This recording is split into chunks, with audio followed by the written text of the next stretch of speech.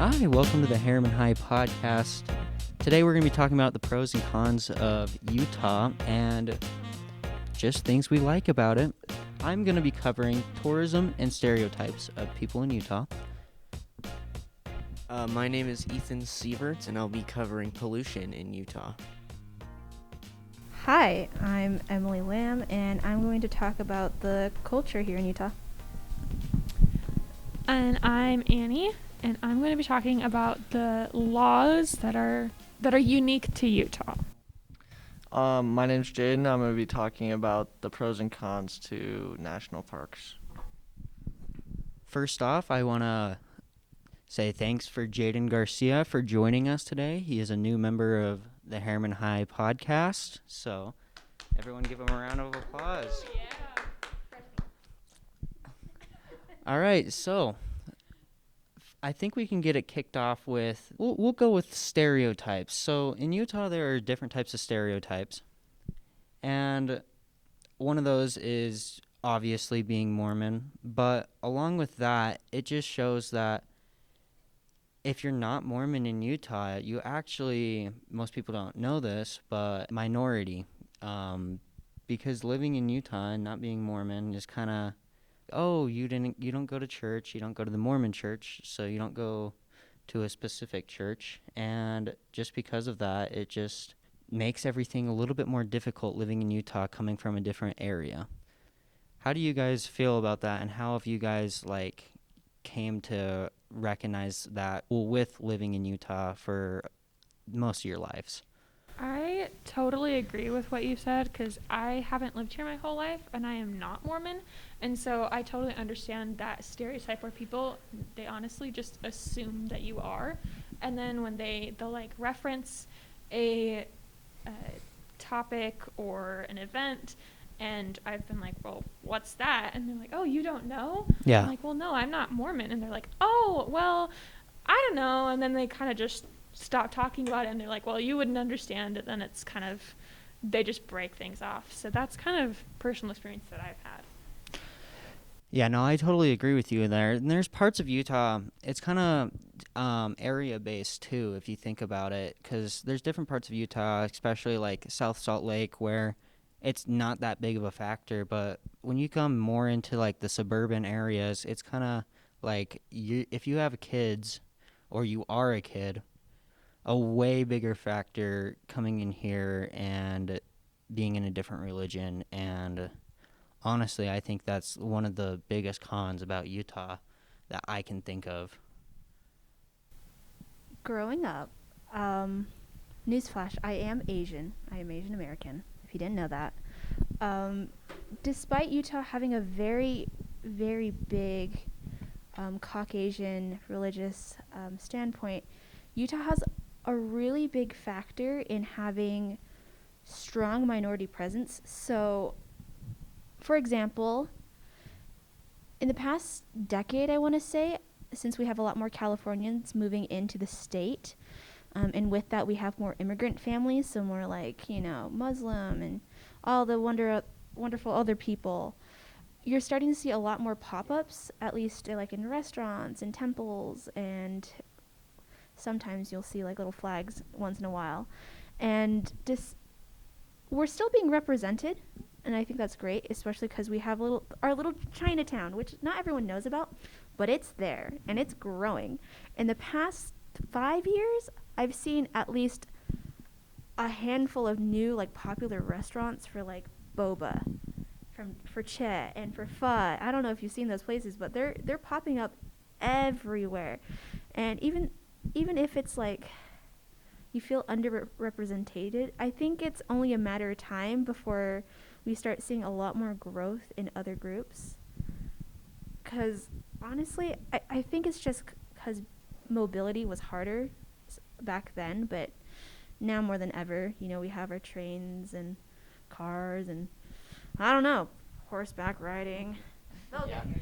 Yeah, I totally agree with that. Things are changing and that, our demographic is going to continue to grow. But I think that in specific areas like where we live in Harriman, I think there's always going to be that aspect of the stereotypical Mormon it's going to stay pretty accurate just because it's a very sheltered area. But there are plenty of areas around that are opening up to other people and more cultures, and it's great. So, on that note, let's focus on more of a pro of Utah. Let's talk about the national parks in Utah and tourism. All right, so first I'm gonna just give you guys some back knowledge on Utah. And we have 5 national parks in Utah. The main ones being Bryce Canyon National Park, Zion's National Park, Arches, Canyonlands National Park, and Capitol Reef National Park.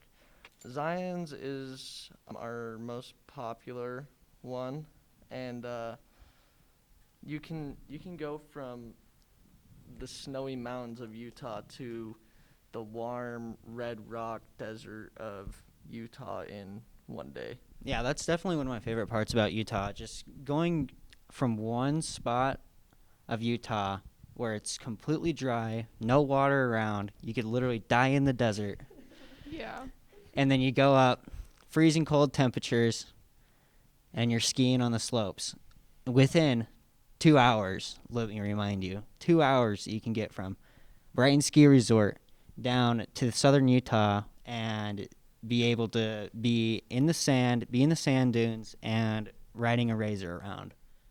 I think that's one of the coolest parts about Utah, and if it really does show how many people will come to do that type of stuff. And honestly, it's kind of a hidden treasure because not that many people think of Utah to be one of those type of things. Like, Utah gets the reputation of Colorado is like, with some different type of laws. We're not going to go into that type of stuff. No, but really, people think of the Utah slopes as Colorado, like Park City, Brighton, Alta, Snowbird. That's just what they think of, and then they get to Colorado, and the only thing that is closely remote to what they're when they get there, like they envisioned, is Aspen, Colorado. That's the only one that they would remotely think of, and I honestly think that's the coolest part about Utah. What do you guys think? I love hiking, and so going down to Zion's and Arches, those are the 2 national parks that I've been to. It's so fun to be able to go down there, and it's warm pretty much all year round, and you can go on so many amazing hikes, and Angel's Landing in Zion's National Park. It's super hard, but it's totally worth the views. And then you can go and see the Delicate Arch, which is Utah is pretty famous for in Arches National Park. It's just really amazing how many things that you can do in this state. And even if you don't live near one of our national parks, you can go, and if you live in especially in Salt Lake, you can go 20 minutes or 30 minutes up into the mountains and find pretty much any kind of hike that you want. Yeah, I hiked the Narrows down at Zion National Park probably around 3 years ago, and I have to say that is one of the coolest hikes I've ever been on. Just on how tall those rocks are that you're hiking through in the water, and it's crazy. It's such a kind of bizarre, is how I would put it.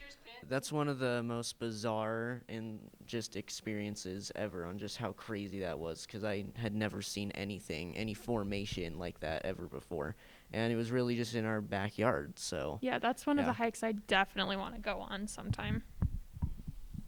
Have you guys seen Angel's Landing? I've done it. Oh, you have? It's actually, I want to do that this insane. summer. It's can actually look up videos. What is it? Okay. So Angel's Landing is, you are not going to the highest peak in Zion's National Park. It's actually one of the lower ones, but you are going to the very top of this rock. It's a narrow, strip. Yeah.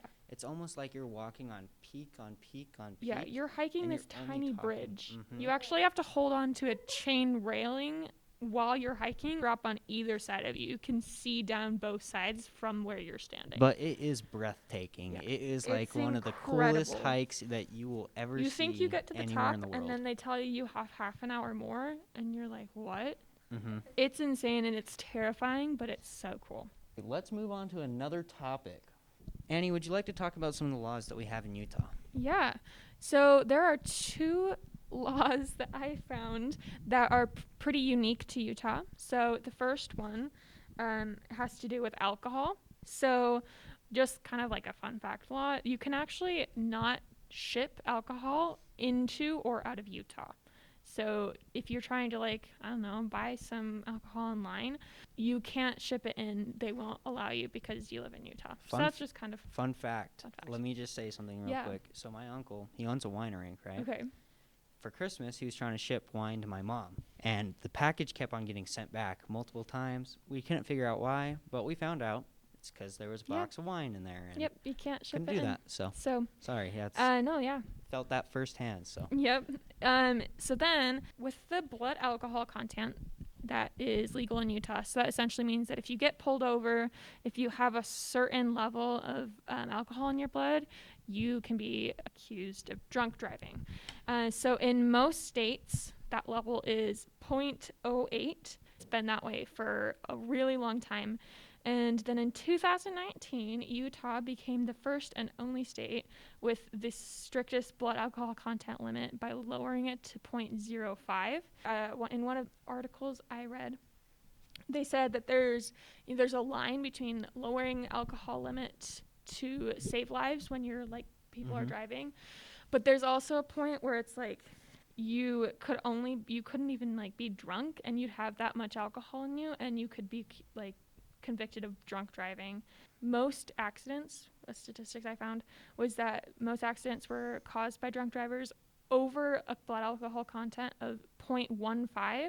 That gives you kind of a perspective on 0.05 is an entire tenth below. So going back to the stereotypes of like Mormonism in Utah, there was an article that people were accusing the ones who passed the laws of trying to promote their religion because in the LDS church you're not supposed to consume alcohol, and so a lot of people accuse this guy of legislate drinkers and non-Mormons rather than actually trying to save lives. So that's kind of something that's not great about living in Utah if you are old enough to drink. I mean, considering that we do have this stereotype where Utahns can't drive. Considering that, yeah, I get it because one con is that no one uses their dang blinkers when merging, or sometimes they'll like step on their brakes for like no reason. And anyway, so maybe for a good reason it is low. Yeah. Maybe not, but like for that. Yeah, definitely a valid point. So then the other law I wanted to talk about was it's about concealed weapon permits. So it's not officially been passed, but they're considering this law in January of this year that you don't have to have a permit in order to carry a concealed weapon, which is concerning to a lot of people because, with the gun violence that we witness in our country on a day-to-day basis, definitely concerning to a lot of people. However, from the other standpoint, Representative Walt Brooks of our state sponsoring the bill because he says that every single person has the right to protect themselves. So he says that it's allowing law-abiding citizens to be able to put their gun in their purse or like under their jacket. So that's kind of the other side of that. What do you guys kind of think about that? Well, I think that I kind of on the fence with that one, honestly, because it could honestly go both ways, but also at the same time, me not being a gun owner but wanting to be one, I think that would be a good law. But also at the same time, I feel like there should be some type of safety class that you have to go through to get that type of recommendation. The permit that you have to get, you have to go through this class, on gun safety and handling guns and just things like that, where I think there's a fine line where, yes, people are trying to protect themselves, but also this law is protecting them, maybe from even themselves. Like, if I don't really know how to use a gun, but if I was like, I want to protect myself, if I don't know how to use it, then that's not necessarily protecting me. So there's a fine line of, knowing who is able to, who knows how to use a gun and concealing it. Yeah, so it's a crucial factor. Yeah, I definitely. definitely agree with you in that. Jaden, you're kind of a gun expert. Yeah. Let's hear what you have to say about that. Well, I am a gun owner, and so during the fall I do a lot of hunting, and for me to buy a hunting license, I had to take a hunter safety course to carry a firearm around the forest. So my point of view on it is if I have to have a permit to carry a firearm around a forest, then there should probably be a class that someone needs to take to make sure that they're safe with a firearm and making sure that they're not putting the people around them in a bad position. Yeah, that's totally valid. We want to make sure that we're keeping community and everything as safe as possible. So hopefully they take that into consideration with this bill. Okay, yeah, no, that sounds perfect. Well, thanks for the lesson about the laws. I love to hear it. I actually didn't know most of those, to be completely honest. So, Emma, do you want to talk about some of the demographics? So we kind of did touch on this. There is a very strong presence of Caucasians in Utah. Yeah. That is pretty easy to see. In our own school, last time I checked, we had like a 13% of our student population being Hispanic.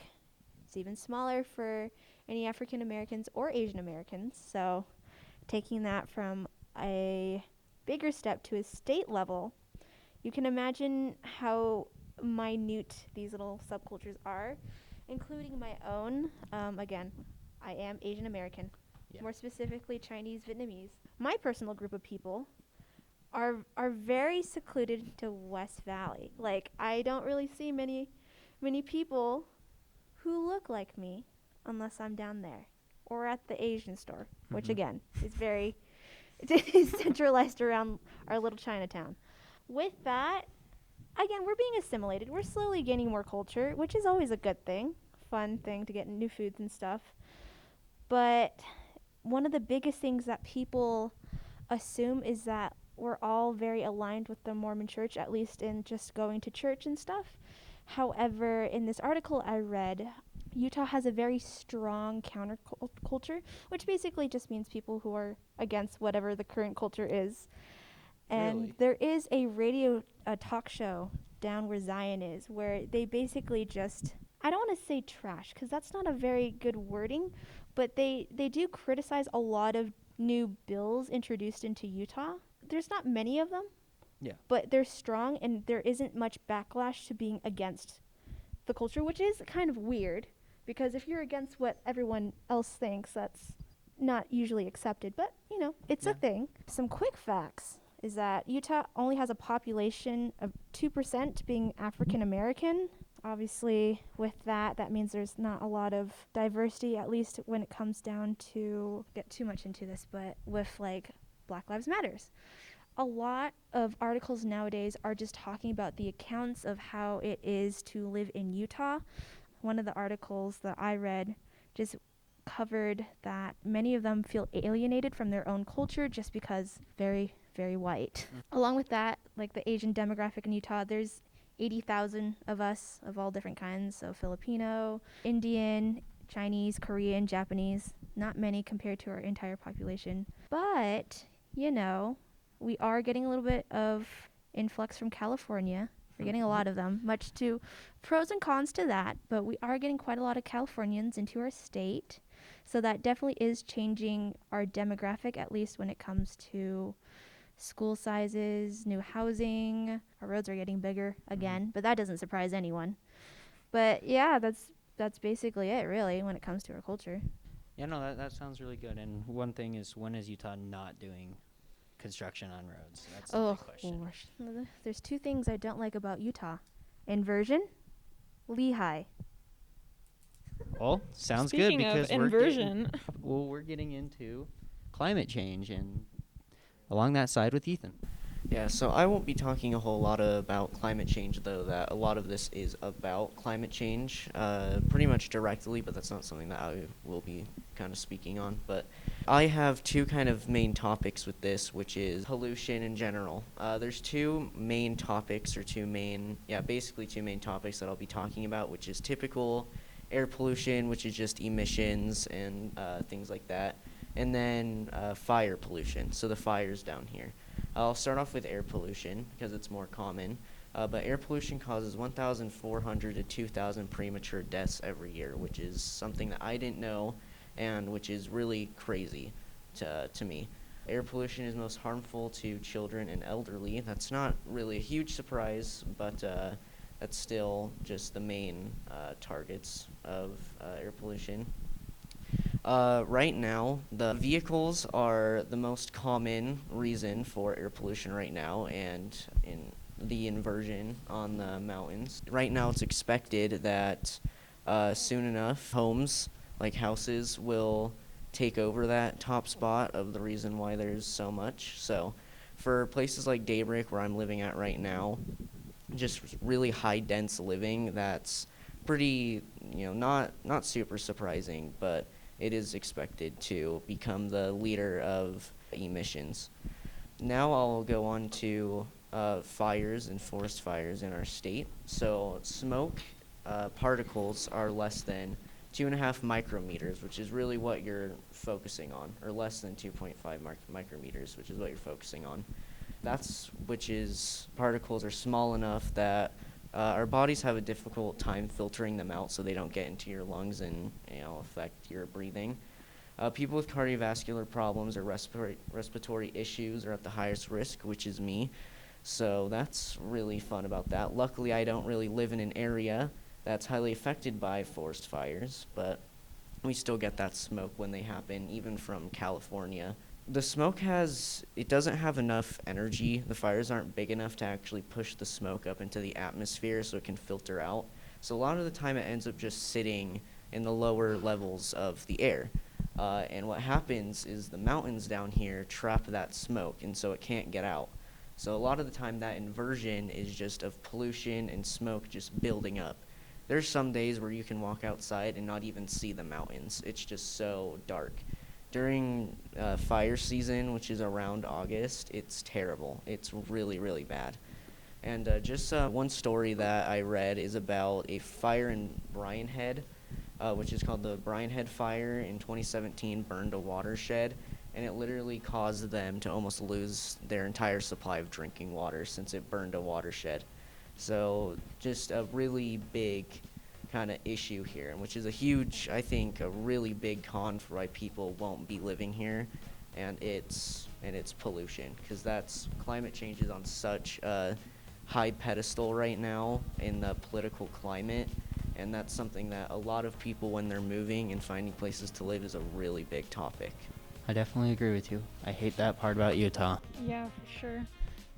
I think that's all we got. Thanks for Tuning tuning in to in. the Harriman High podcast again. We'll hopefully have another one up in the next couple weeks. But until then, I'll see you next time.